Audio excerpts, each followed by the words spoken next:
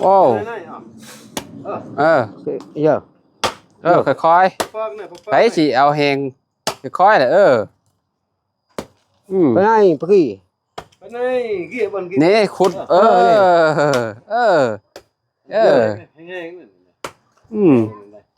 เบลนี่แห้งเรียเบลเนาะอาเตียว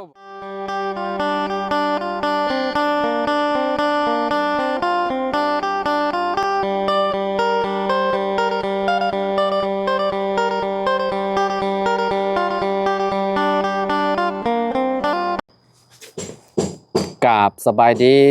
สวัสดีพ่อแม่พี่น้อง FC เบิร์ดสุขุสุคนเนาะบ่ว่าสิอยู่ในและกระต่างประเทศเนาะพี่น้องก็ยินดีต้อนรับเข้าสู่ช่องบ่าวลาวสตูดิโอคือเก่าคือเดิมเนาะพี่น้องเนาะเปิดภาพมาเมื่อนี้พี่น้องเฮาก็อยู่ที่เฮือนพอตู้อาเดียเนาะพี่น้องหรือว่าพอตู้7 ปีคือเก่าคือเดิมพี่น้องเนาะเปิดภาพเนาะพี่น้องเห็นบ่พี่น้องพอตู้เราขุดบอลที่สิเดินน้ำมาพี่น้องเนาะใส่ท่อน้ำประปาอะไรพี่น้องเลยเนาะผมกำลังขุดอยู่พี่น้องโบฮู้ว่าขุดไปฮอดใช้แล้วเนาะเฮากะหากับมาฮอดเมื่อกี้นี้พี่น้องเนาะเอาเดี๋ยวเข้าไปหาประตูเพิ่นเนาะพี่น้องเนาะ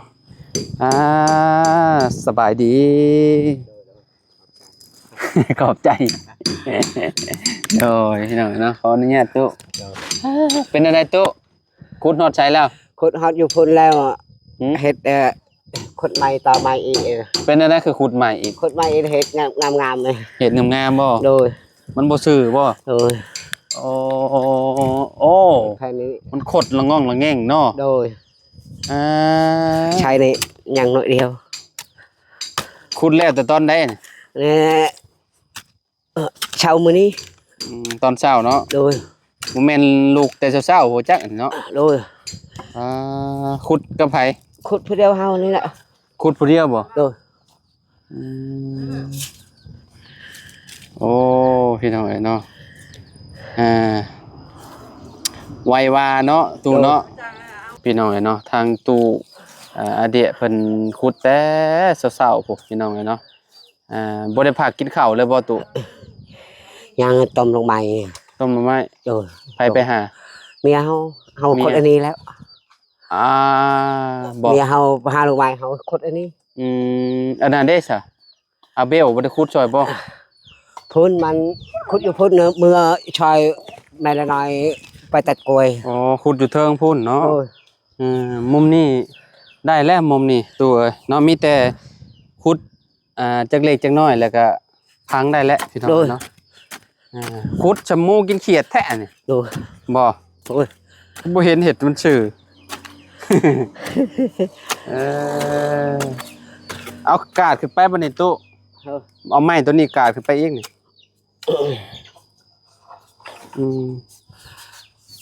ให้มันแป้งจักเล็กจักน้อยก็ได้ดอกมันบ่เป็นหยังดอกท่อมันอันนั้นได้อยู่นี่บอนนี่นะนี่ตู้นี่นี่มีแต่แป้งบอนนี่ที่ว่ามันงอนี่เจ้าแน่ให้มันซื่อนี่แน่ให้มันซื่อกับตัวนี้นี่ให้มันซื่อไปหั่นน่ะก็ได้แล้วโดยมันโมเมนต์เล็กมันงอได้อยู่อันท่อน่ะ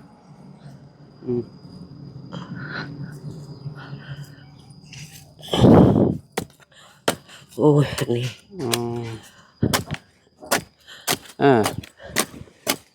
นี่มีแต่แป้งแต่มองนี่เนาะพี่น้องมองนี่แป้งเห็นมันอันนั้นตัวนี้หาได้แล้วตัวนี่เจ้าซับแต่ในมองอันนี้มันซื่อคล้องหน่อยๆนี่ก็พอแล้วเนาะเวลาเฮาอันพังมันบ่อันนั้นเฮาก็สามารถซับได้หั่นนะโดยนี่เป็นดินเด้เฮาก็ซับกับบ่เป็นหยังดอกมีหยังนี่สมบัติบ่นี่ผืนโมปะคือหยังนี่ผืนโมปะนี่แบบนี้เศษอันนั้นกระเป๋าเนาะ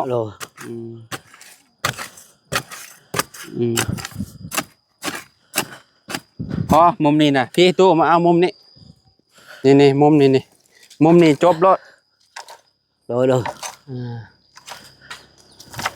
เบลมาพี่มันชวนสิได้ใส่ห้องน้ำสิได้อันอาบน้ำสบายเลยสบายดี นี่เอาแต่มองนี่ตู้นี่ซ้ำมองต้นไม้นี่นี่บ่ต้องขุดตัวนั้นนะขุดตัวนี้ขุดมองอาเบลนะ นี่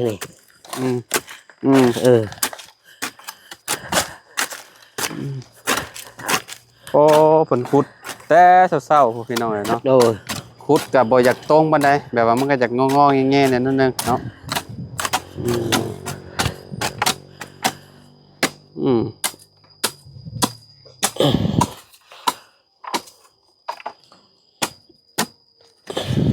ระวังซับมือพอเด้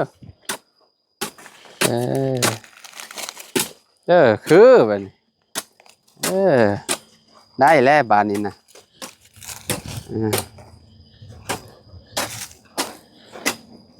บัดกระเจ้าปลูกเฮือนกระเจ้าไถกระเจ้าสิบ่อนาทอเจ้าบ่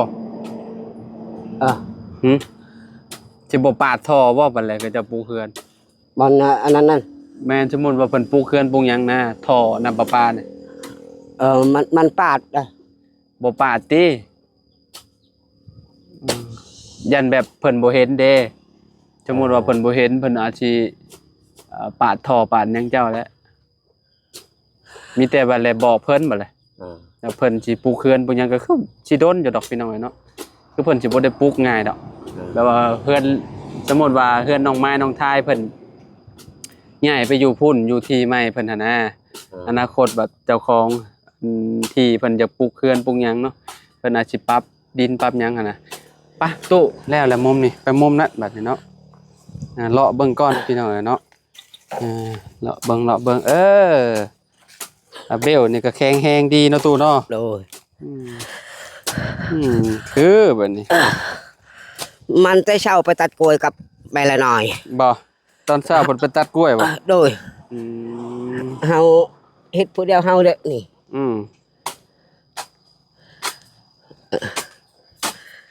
โอ้ยเฮาเฮ็ดงามกับบ่งาม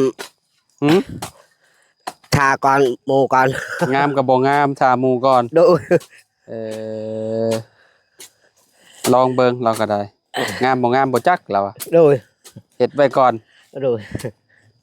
ใครแน่แต่ดินมันอ่อนเนาะโดยดินมันแข็งนี่โว้ขุดเพิ่นสิแล้วยามนี้น่ะขุดง่ายอยู่ยามแรงเนี่ยพ้นเบิดแล้วเรียบร้อย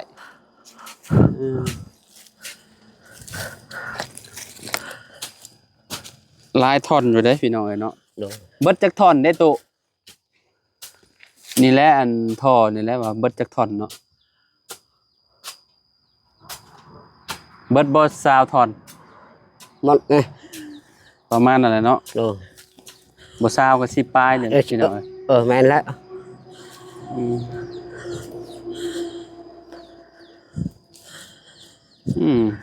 พอบ่ต้องเอาขึ้นหลายปานนั้นฮุบขึ้นซำได้ซำนึงแล้วก็ยาแหละมันเลยก็กวดทมอีกบ่เลยบัดทมท่อเฮาเนาะตะกี้จะไปแบกน้ำมาแต่ไสนะแต่ห้วยนี่แบกมาแต่ห้วยผู้บ่โดยเมื่อยบ่ตุเมื่อยโอ้เพิ่นสิได้กินน้ำเนาะอยากกินน้ำเจ้ากินน้ำในคุมื้อนี่ชื่อมือนี่ก็บ่มีน้ำนี่เฮากินน้ำห้วยนี่ตลอดไปกินน้ำห้วยตลอดบ่โดยเจ้าบ่ได้กินติน้ำบาดาลบ่มีน้ำอันประปาเจ้าบ่ได้กินติบ่ได้อย่ากินเด้ออันตรายโดยเพิ่นเอามีอีหยังเด้ที่เพิ่นเอาใส่ให้น้ำขาวน้ำหยังหั่นนะโดยเจ้าอยากกินได้ตู้เอ้ยจะไปกินน้ำห้วยน้ำหองก็ได้โดยน้ำมันนี่เนี่ยยามมันขุ่นมันก็เฮ็ดให้มันใสได้โดยใสอาบคุมื้อจะไปตักน้ำห้วยบ่มากินน่ะโดยมันอยู่หม้องใดน้ำห้วยนี่อยู่บางเวลาน้ำท่วมมันบ่น้ำท่วมมันบ่อีหยัง มันบ่ขุ่นบ่ว้าวบ่ เอาขุดนู้ยคือบ่ซะ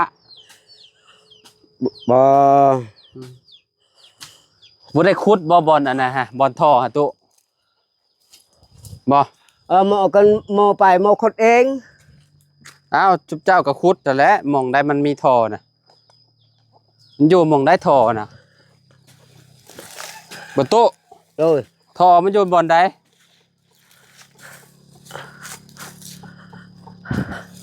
อยู่บอลนี่บ่ท่อน่ะอยู่บอลใดเลยพี่น้องท่อนี่เราขุดมาฮอดพี่แล้วเนาะ ในเบี้ยบ้านเนี่ยมีแต่บัตรเพิ่นมาใส่น้ำประปาให้กะนี่ว่าบ้านเลาะเบิ่งเนาะในมาเจ็ดในเปิ้นเนี่ยแม่นแป้งน้อยนึงแป้งน้อยนึงก็ได้แล้วเอาเลยซับเอาน้อยนึงนั่นแหละซับน้อยนึงก็ยาแล้ว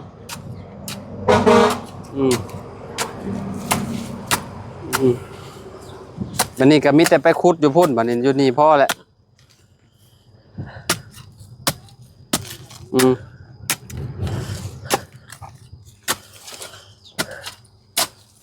โมงนี่แค้นตลอดเนาะโดยบ่ตายแล้วบ่โมงมันยังเดินอยู่บ่โมงนำนี่เด้โมงนำเจ้าฮะยังบ่โดยโอ้ทนแฮงลิซะทนแฮงก็ถึกน้ำก็บ่ได้ถึกน้ำก็ตายบ่ได้บ่หมุนบ่จะชวนไปไกลเบลบ่เลยก็ยังสิชวนลงอันนี้คือเก่าบ่แล้วเจ้าก็สิทมอันนั้นไปก็ดังขึ้นเลยไปเอาใกล้ๆเอาไว้แถวใกล้ๆนี่แหละเอาเรียบร้อยมุมนี่เนาะ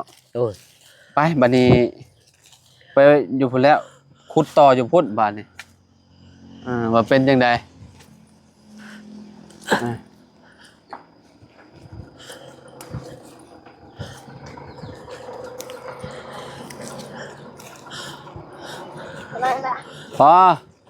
พอแล้วได้แล้วไปบอลพุ่นแล้วบัดนี้ บอลขุดเฮาสิเดินนั่นพุ่นแหละพี่น้องเนาะเดินซ้ายโอ้เข้าห้องนงห้องน้ำพุ่นแหละบัดนี้เนาะแล้วตู้บ่ได้เฮาจังเชาะไหม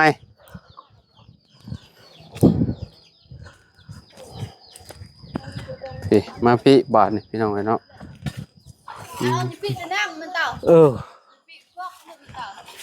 กวก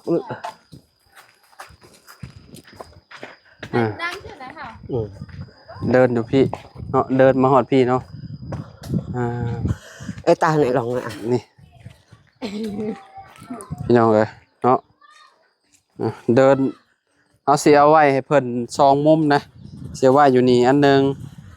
ไว้อยู่นี่อันนึงแล้วก็เข้าห้องน้ำให้เล่าอีกอันนึงพี่น้องเนาะป๊าดโตพี่น้องเฮ็ดกระต๊อบเรียบร้อยแล้วก็ได้เนาะใส่โอ้คือแบบนี้เนาะเฮ็ดอยู่เฮ็ดกินอยู่นี่เลยได้อยู่ถือว่าโอเคนะเอานี่เฮาขุดเข้าห้องน้ำเลยเฮาเฮ็ดกันถึกดอกเบี้ยเบิ่นน่ะเฮาอยากเลี้ยงไก่หาชัยใช่นี่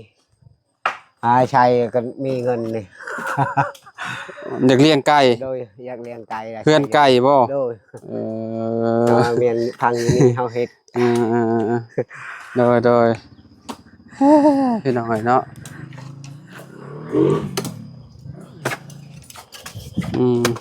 ขุด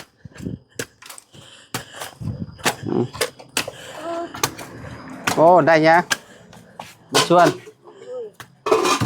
ได้ยังโอ้ถ้วยบวงปลูกทางนั้นซับหน่อไม้บัดชวนคือแบบนั้นเนาะพี่น้อยเนาะเอาเข่าพี่เนาะเดินเข่าให้เพิ่นเข่าห้องน้ำเลยเนาะมุมนี้เนาะเละพวกอะไรนายจ้านี่เอาไว้ให้เพิ่นอยู่นี่เนาะอันหนึ่ง เพราะว่าห้องถ่ายพี่น้องเนาะเวลาเฮาอาบน้ำอาบในก็อาบอยู่นี่เวลาเฮ็ดอยู่เฮ็ดกินก็เฮ็ดกินอยู่พุ่นบ่อนเรือนครัวเราพุ่นพี่น้องเนาะเฮ็ดซื่อๆมาเด้อเฮ็ดซื่อๆมาแน่เนาะไวว่าได้เราเฮ็ดก็ได้ตอนเช้าตอนแรงสิแล้วเลยเนาะ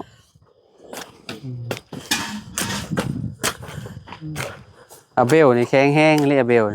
โอ้เห็ดแตกโคบพี่น้องเอ้ยเนาะโอ้สับดินแตกโคบดินอ่อนซื้อ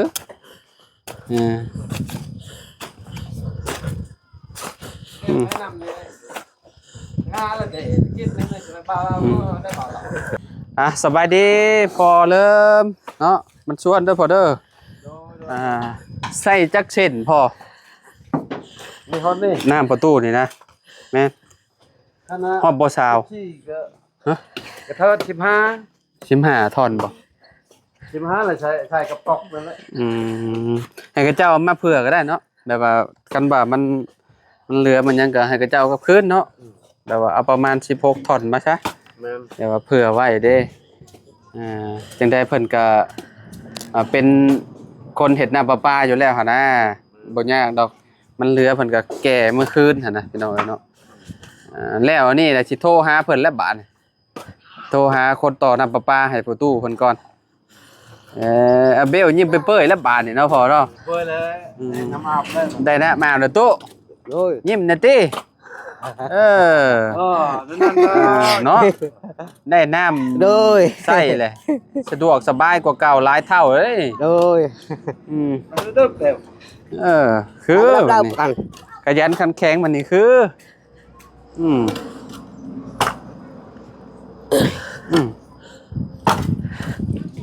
โอ้ส่วนระวังส่วนฮักได้เบล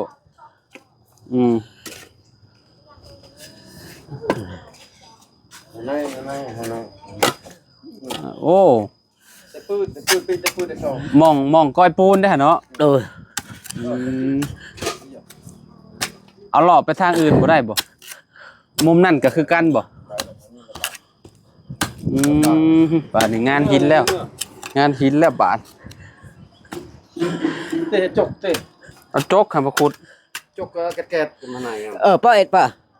เอาโจกมาขุดมันอยู่แต่ในเทิงซื่อๆดอกอันนั้นน่ะแม่นบ่พอเลยก็ดังใบกี่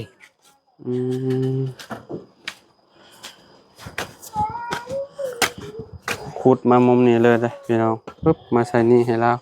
จังได้ก็โอเคนะจังได้ก็ได้แหละเนาะนี่ต่อทำชื่อเลยชื่อน้อยใหม่ให้มันสื่อเด้อสื่อฮูเด้อมาไอ้เหี้ย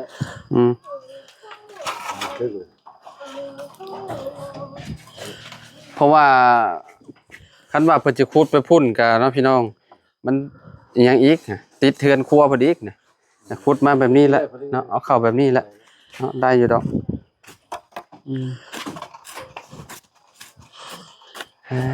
พี่น้องเนาะติดมองนี่พอดีเลยงานหินและบาดบ่ว่าสิขุดบ่ได้เอาจอบมาขุดลองเบิ่งเนาะมันสิเป็นจังได๋ก็ว่าจบตะกี้ว่าที่อ่ะมา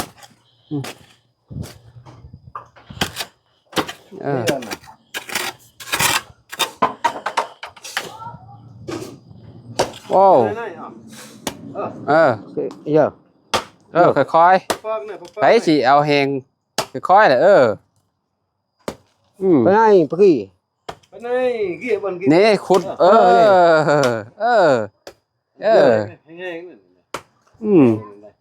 เบลนี่แห้งเรียเบลเนาะอาเตียวบ่ไปจอยเอ็ดน้องกันนะเยอะโอ้โหขักลีนี่ขักเนาะจกพ่อใหญ่เริ่มนี่ขักลีเนาะจกจอดเองนี่กูยื้อเราเห็ดโอ้ต่อโอ้พี่น้องเอ้ยโอ้ได้เลยมันเอาแป้งบันในตู้เอาแต่ชวนขึ้นบ่าตัวชวนข้างในก็ได้บุกละใช่ไหมทุกนี้ก็จริง บ่ฮู้ว่าเพิ่นสิว่างหรือบ่เนาะพี่น้องตอนเช้าเฮาโทรหาเพิ่นได้อยู่เพิ่นว่าให้กับเจ้าขุดแล้วก่อนเด้อเพิ่นว่าจังโทรหาข่อยอีกเทื่อนึงเพิ่นว่าพี่น้องเนาะคนต่อน้ำประปาน้องเพื่อนน้องซ้อนนั่นแหละเนาะที่ว่าบ่บุญเพิ่นจ้างมานั่นแหละพี่น้องจ้างมาให้มาเข้าเพื่อนน้องซ้อนเพิ่นนั่นแหละเนาะเฮาก็เลยโทรเอาเบอร์นำบ่บุญสารวัตรเนาะแล้วก็ติดต่อไปหาเพิ่นผู้นี้แหละพี่น้องเนาะที่ว่าเพิ่นเฮ็ดน้ำประปาเนาะเดินท่อเดินหยังนั่นแหละพี่น้องท่อหยังเด้ออันนะครับพ่อท่อ18บ่แม่นบ่คิดว่าท่อซาวเนาะ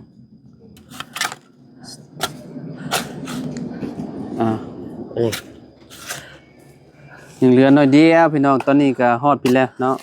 ขั้นตอนขุดคุ้มวางท่อพี่น้องเนาะ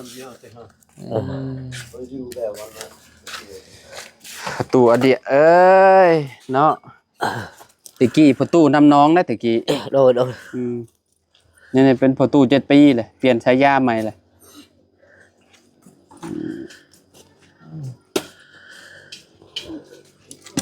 คือวันนั้นตัวเนาะโดยขุดเลยให้มันถือกับอันนั้นแหละดีว่าเฮาเดินขึ้นมันก็อันนั้นได้นี่เลยครับวันไหนนำตับมันน้ำมันวิ่งเอาบาทนี่เท่านั้นแล้วเนาะมีแต่แปลงจักเล็กจักหน่อยก็ได้แล้วมันท่อบ่ได้ใหญ่บันไดทมแป๊บเดียวมันก็ได้ละ